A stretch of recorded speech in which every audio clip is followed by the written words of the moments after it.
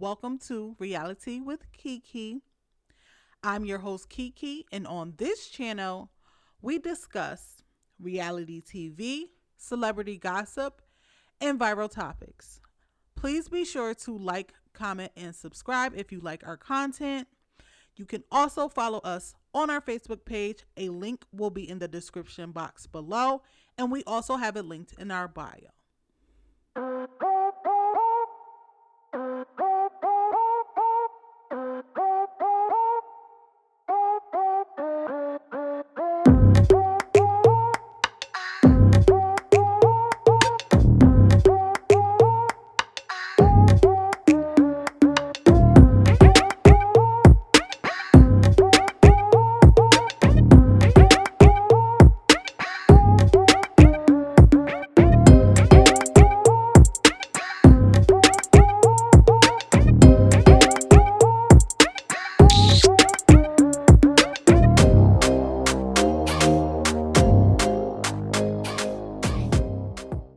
Okay, so Love and Hip Hop Miami.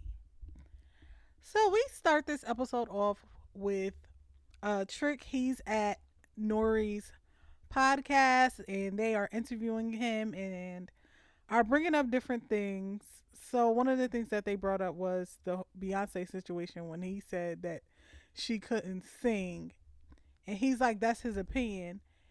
And the issue with your quote unquote opinion is that you're wrong. So, for one, like, don't ever speak Beyonce's name, okay? Beyonce don't got nothing to do with you. She ain't never did nothing to you. I don't even know why she was a topic of discussion. But then for you to just say a blatant lie that she can't sing, come on now. Anyway, they move on and they start talking about eating booty. And he's claiming that women eat booty. There's women that eat his booty. I would like those women to come to the front of the congregation because I want to know who is eating Trick's booty. Ew. So we move on to Florence, who is recording a new music video for a song that she wants to release. And she takes a break and she's talking to her cousin. She's like, I'm so excited for this song, but I don't know if I want to release it because, my people are going through so much right now. So, as we know, Florence is Haitian and, Haiti, dealt with like back to back natural disasters. And then the president of Haiti was assassinated. So, it was just a lot going on. And she's just like, people are going through a lot. People lost family members. I don't know if this is the right time. But her cousin is just like, you work hard, you put a lot into this, like just do it. So then she gets into Marlin and how he's trying to blame her for cheating and basically taking no accountability, but she's just like, I'm done. I'm done. So her cousin is like, what do you mean by done? Because you always say you're done and y'all are back together. And this is what like I picked up on earlier in the season. I'm like, they know that Florence will always take Marlon's side. That she's always gonna go back. So that's why I felt like in the beginning Gael didn't tell her about what had went down. So she's like, nope, I'm done. I'm getting a divorce. And she's just like, okay. Okay, so on to the telenovela portion of Love and Hip Hop. Amada is in the studio. She's recording some music, and all of a sudden, Alan pops up. So, she takes a break and she starts talking to him. And I just feel like, right, she was trying to give off this energy like she's upset with him, but like she was trying so hard to conceal her smile. I'm just like, girl, you just went through something traumatic and you are just so excited to see this man, even though you're trying to hide it, like I could see. So they sit down and they're having a conversation, and she's just like, I've been going through a lot. There's just so much going on. My dad left. My mom is not doing well with her health. And the miscarriage. And she just was like, basically telling him she doesn't feel supported by him. And, she starts tearing up like, you should have been here for me. And I don't know. For me, I don't feel like he's showing any emotion in his face because he's like, I know, I'm sorry. That's why I'm here now to help you deal with it. And she's just like, no, like it's a little bit too late. And so she starts crying and she's just like, you should have been there. And am I not good enough to be the mother of your child? And I'm just like, when Amada does stuff like that and says stuff like that, like even like, I don't know, it gives off desperation. Like you're desperate to have this man in your life. And it's just like, you can't expect somebody else to value you if you don't value yourself. Right. And I'm not saying that she doesn't value herself, but it's just like you are begging and pleading for a man to do right by you when he showed you who he was. Like she's like, I'm a good woman, and if you're not gonna be a good man to me, then you should just leave me alone. Why would he? When you're gonna continue to allow him in your space despite the things that he's done to you. And that's not to put the blame on her, but there are plenty of men who would like use you until they're done with you. So it's like, yeah, you want him to do the right thing, but if he still feels like he wants to use you for whatever it is that you're fulfilling for him, then he will. So by this point, Amada is bawling, like her face is wet from her tears. Alan, to me, again, it's just these. Now he's trying to put like these forced emotions on his face. Like this just does not seem authentic, but go off. So she just is like, I'm a good person. I don't deserve this. And he's just like, okay, what do you need? She just told you what she had an issue with. She's literally suffering like from a traumatic experience with a child that was also yours, but like it was a baby that she wanted. So just like, I feel like he's not listening to her, but you want to pretend that like you want to be there. So we pretty much end that scene with Alan consoling Amada, and he's just like, I love you, I effing love you, and she's just like, why am I the one always crying? Blah blah blah. They make up. Amada is just like, despite everything, like I still do love him, and you know what, girl, that's your business. So we move on, and we are at Neri's juice bar again, and she is saying this is a soft opening. She wanted to invite close family and friends. So there's some other people there, but mainly Ray and Princess are there with their kids. They're trying out some of the juices. Unimportant. So I don't know. I'm just like looking around the room, just scanning to see who these close family and friends are. And as I was observing, I didn't see any black women or many black people in general. And right, so after this, I'm gonna move on from this topic unless they make me talk about it again. But you wanted to be in that black woman space so bad, and you wanted to learn, but I don't see any black women at this soft opening. Where are these black women that you want to create ties with and learn from? I'm curious. It's just like y'all want to intrude on black women's spaces, but like you don't even involve yourself much in the black community besides being married to a black man. You don't really befriend black women. So it's just like it's again inauthentic. You truly didn't want to come to this space and learn. You just wanted to be in black women's business. But I digress.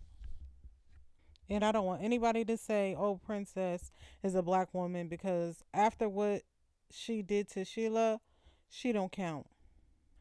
So they're going on and on. Neri's just like, I wanted to invite you guys to our 10-year Bravo renewal. They're going to have this big celebration. Princess is like, oh, yeah, I'm going to be there to support. And Ray is like, yeah, like bigging up Nori, like, you're my married friend. And so Princess butts in is just like, well, you can't just be the married friend. You have to give advice. So Nori's like, well, what's going on with you guys? How's everything going? And they both are just like, have these weird looks on their faces, like, but without response. So Princess in her confessional says that she has come to accept that her and Ray's relationship is never going to work. She's tried everything, but the communication is just not there. And that Ray even told her, stop trying because it's never going to work. Now, she's saying she's throwing up her white flag, right?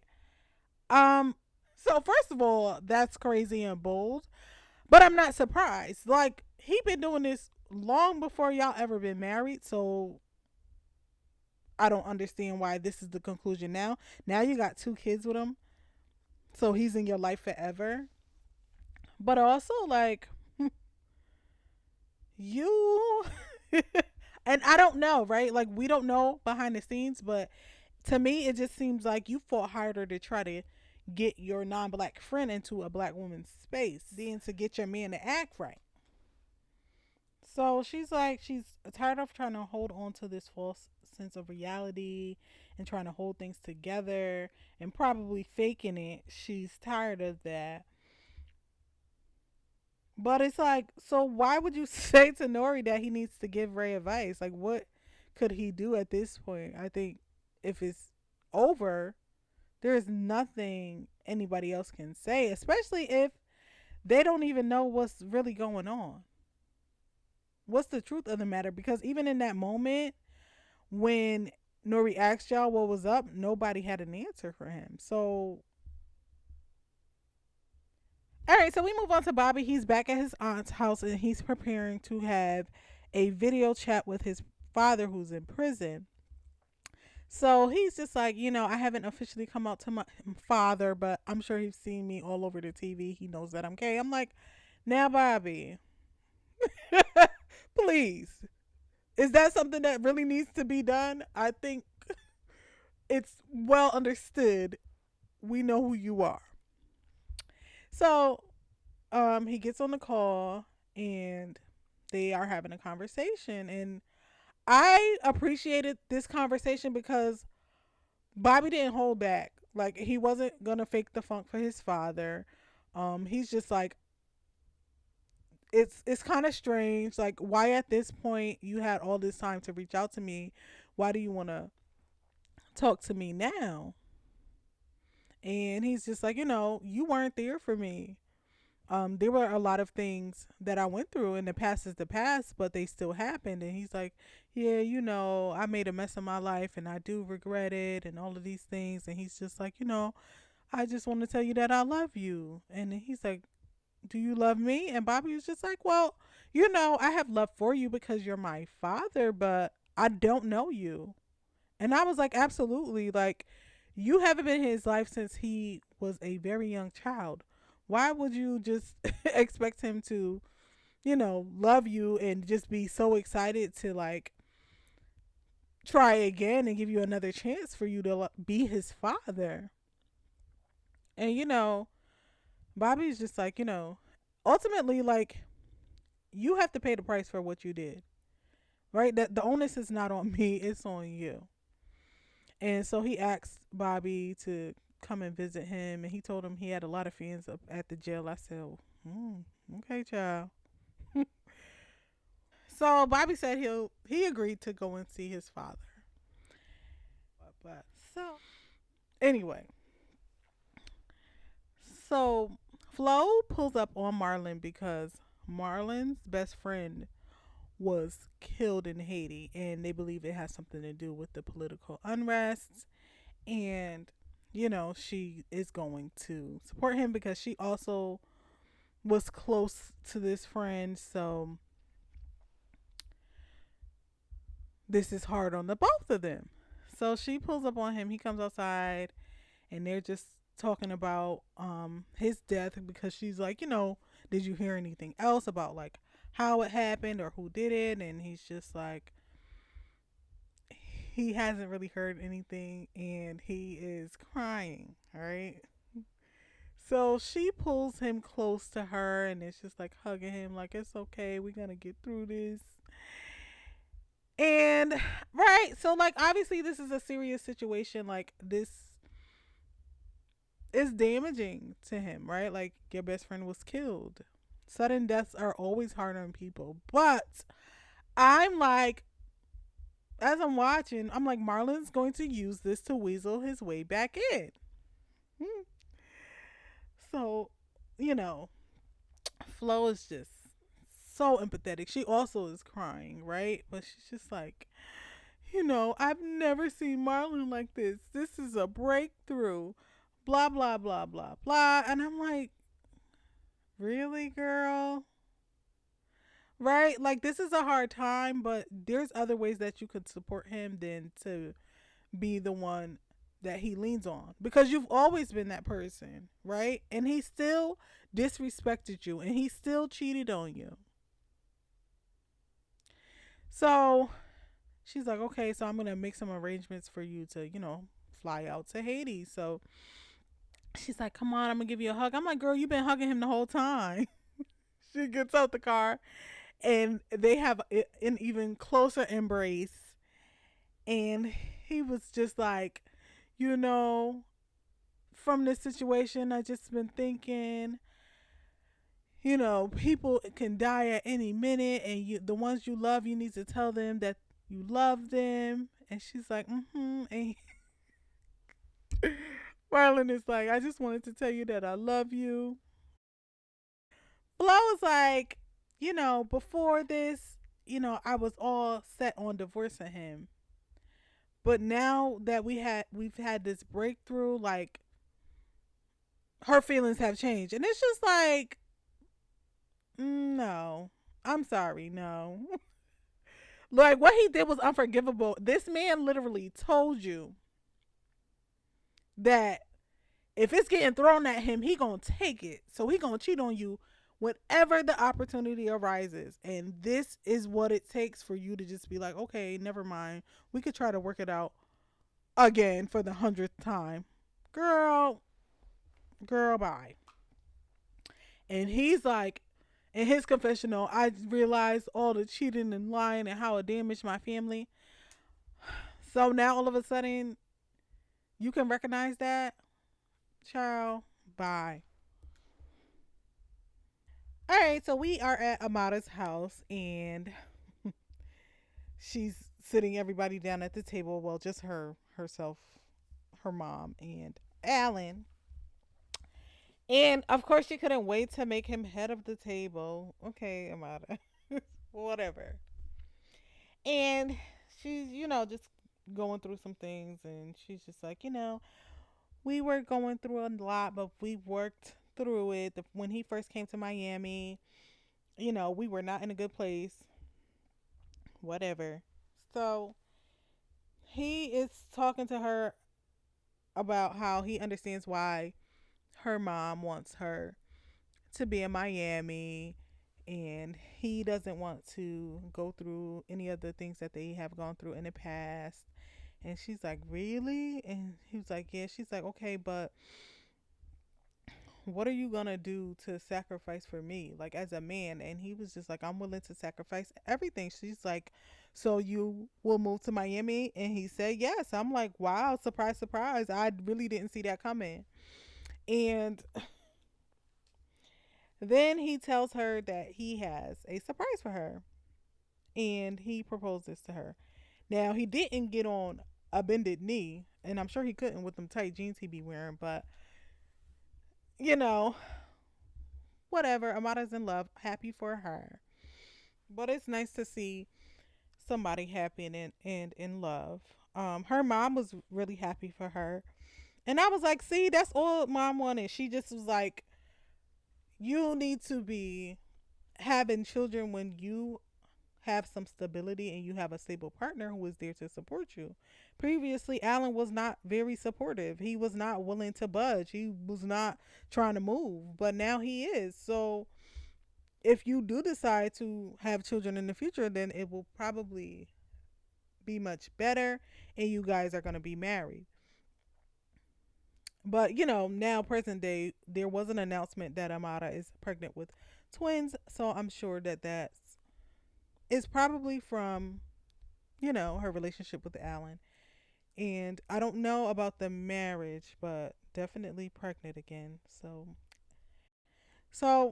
we move on. Trina is shooting a video, and her team, management and Raymond, are pretty much sitting down having a discussion because Raymond feels like if y'all not here for Trina, then y'all need to hit the dough, and we need to iron some things out so that we can have systems in place and things can work and move more smoothly.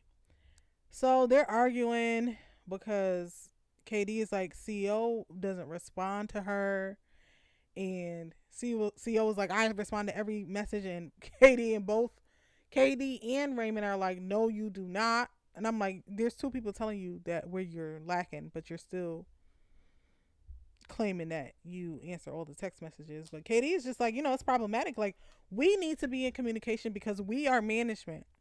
And I think that that's very accurate. That's why this girl can't get nowhere on time, or the right people are not being called, because y'all are missing so many links within the communication. So Trina comes over and she's just like, y'all need to bring it down because y'all getting too loud. Y'all like louder than the music. And she was just like in her confessional that we were going to talk about at a different time, but I didn't go off, and that's growth. And I was like, that is growth, because usually she'll be come over there spazzing, but she just calmly was just like, you guys need to lower your tone because you're louder than the music. Yeah, so during their discussion, I was just really surprised because Raymond was speaking up a lot. And usually he's just like, calm, quiet, laid back, and his voice was heightened. So anyway, they wrapped the video shoot. Raymond is speaking up once again. I'm like, oh wow. And he makes an announcement, and he's just like, uh, great video shoot, and I just gotta ask you one question. And he gets out on one knee, and he asking her to marry him, and she's like, yes. And she just was like standing there in shock. So we have another engagement, and this is the season finale, so they were going into like all the people who were a part of the cast this season individually, what they have going on for the ending. I'm not really going to get into that because they're just doing their own things.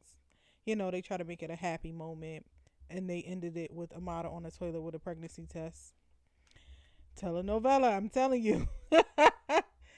We are, like I said previously, we now know that she is indeed pregnant. So, yeah. You guys let me know down in the comments what you thought about this season. And I probably won't be covering the reunion if they have one. Just because I don't feel like there was a lot that went on. Unless they're gonna discuss the topic about inviting non-black women into black spaces, I probably won't speak about it. And just maybe if they talk about the Marlin and Flo situation and his cheating and they bring Debbie on, then I might cover that. Outside of that, nope, I'm not interested. So again, you guys let me know your thoughts down below, and I will speak to you next time.